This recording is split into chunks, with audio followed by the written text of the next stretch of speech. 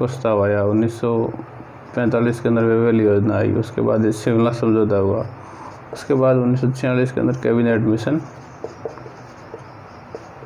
और उसके बाद अंततः 1947 के अंदर ये जो भारतीय स्वतंत्रता अधिनियम है ये आया, ये 4 जुलाई 1947।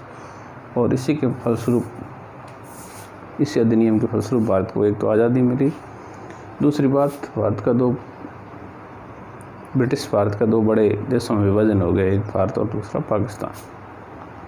अब जब ये अधिनियम आया था तो उस समय तात्कालिक ब्रिटिश भारत के अंदर ये स्थितियाँ थी कि 3 प्रकार के राज्य थे, 3 के अलावा एक चौथा प्रकार भी था, लेकिन मुख्यतः जो इस अधिनियम के अंदर जो प्रावधान था उसमें 3 प्रकार के स्टेट्स थे, ABC।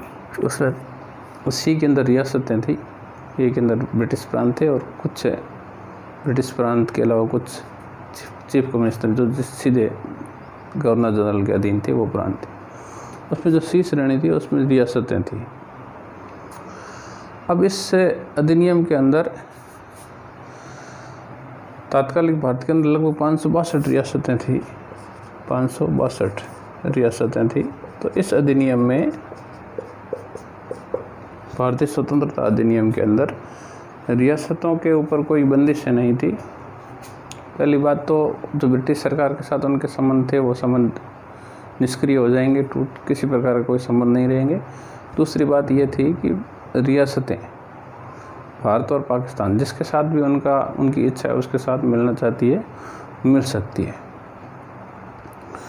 तो इस आधार पर भारत के अंदर रियासतों के विलय के लिए जो अंतरिम सरकार के अंदर गृह मंत्री थे सरदार वल्लभ भाई पटेल, उनके नेतृत्व में एक रियासती सचिवालय की स्थापना की गई 5 जुलाई 1947 को। 5 जुलाई 1947 को इसके प्रमुख सरदार वल्लभ भाई पटेल थे और इसके जो सचिव थे VP मेनन। उस समय भारत के गवर्नर जनरल थे लॉर्ड माउंटबेटन। भारत की जो गवर्नर जनरल कौन थे? तो तीसरे व्यक्ति जो रियासतों के एकीकरण में जो महत्वपूर्ण भूमिका, लॉर्ड माउंटबेटन।